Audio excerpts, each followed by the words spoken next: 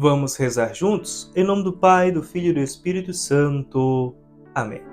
Amados filhos, nós iremos meditar agora a liturgia do sexto domingo da Páscoa. Em cada um dos 3 ciclos que compõem o atual ciclo litúrgico dominical, a Igreja nos propõe um evangelho diferente, como guia para conhecer os fatos e as palavras de Jesus. O primeiro ano, o ano A, é o Evangelho segundo Mateus.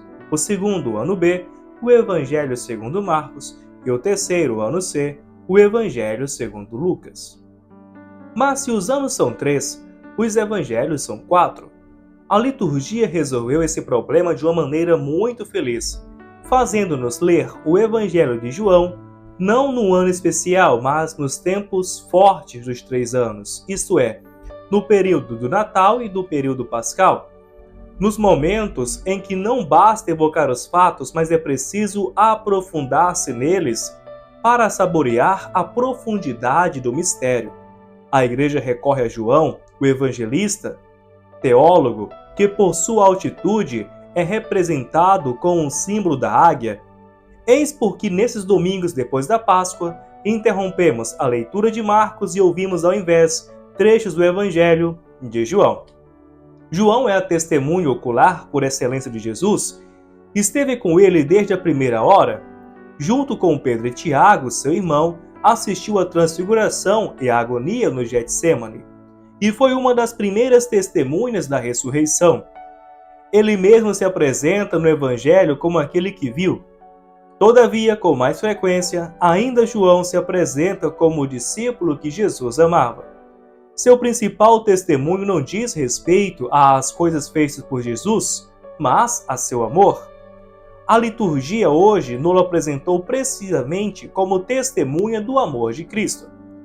Mas para poder acolher sem reserva seu testemunho, devemos antes esclarecer um problema que se nos apresenta, pode-se dizer, a cada vez que lemos o Evangelho de São João. João nos relatou hoje um discurso sublime sobre o amor, proferido por Jesus no cenáculo, poucas horas antes de sua paixão. Perguntamos-nos se seria possível Jesus, quando vivo, ter dito efetivamente essas palavras aos discípulos, insensatos e lentos de coração para crer.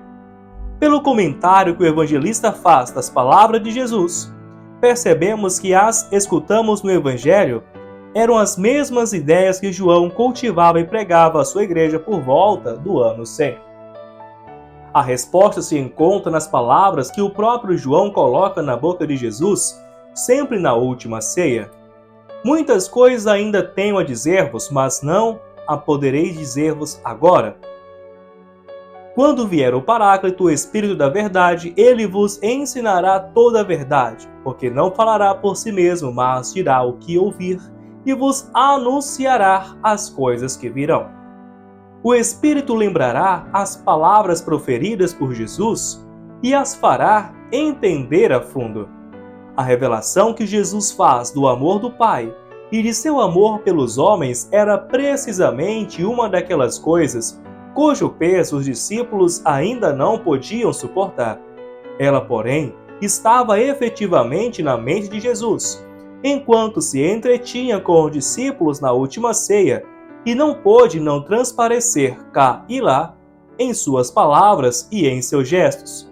Quando mais tarde João, escrevendo o Evangelho, atribui a Jesus as palavras que ouvimos, não lhe atribui nada de estranho.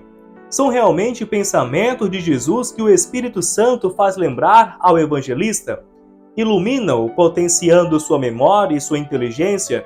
Quando se fala de inspiração bíblica, entende-se somente isso. Ela supõe, de fato, a fé. Mas na fé garante também a verdade histórica das palavras que se leem na Bíblia. O que ouvimos no Evangelho é, portanto, realmente palavra do Senhor, quer dizer, de Jesus. E agora, debrucemo-nos mais de perto sobre aquelas palavras. O que lemos aí?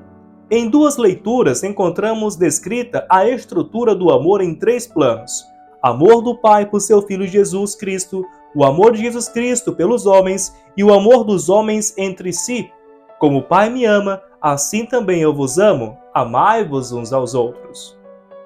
Outras vezes, tivemos a oportunidade de falar de um e de outro desses amores. Hoje devemos descobrir sua unidade e a lei interior que os governa.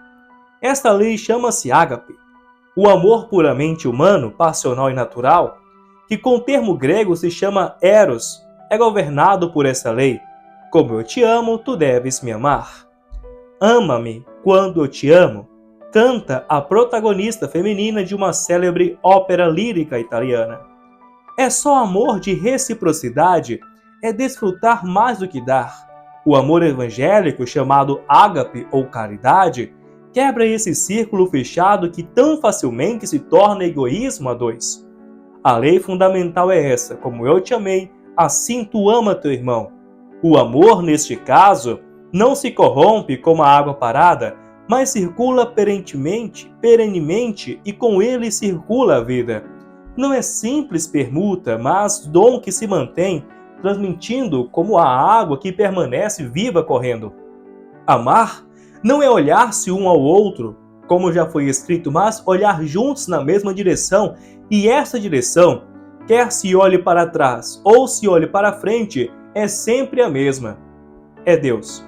E todavia, esse amor, todo projetado para frente, isto é, para aquele que devemos amar, não exclui a permuta e a gratidão, isto é, amar aquele pelo qual fomos amados. O filho ama o pai e pede para ser amado por nós. Perseverai, diz com insistência, no meu amor. E o apóstolo Paulo exclama: se alguém não amar o Senhor, seja maldito. Só que essa permuta e esse amor se expressam exatamente doando a outro o amor recebido. Louvado seja o nosso Senhor Jesus Cristo, para sempre seja louvado, e nossa Mãe Maria Santíssima. Ó minha Senhora, ó minha Mãe, eu me ofereço inteiramente toda a vós, e em prova da minha devoção para convosco, eu vos consagro nesse dia os meus olhos, os meus ouvidos, a minha boca, o meu coração, inteiramente todo o meu ser. E porque assim sou vossa incomparável Mãe, guardai-me e defendei-me como coisa e propriedade vossa. Amém. O Senhor esteja convosco, Ele está no meio de nós. Abençoe-vos Deus Todo-Poderoso, Pai, Filho e Espírito Santo. Amém.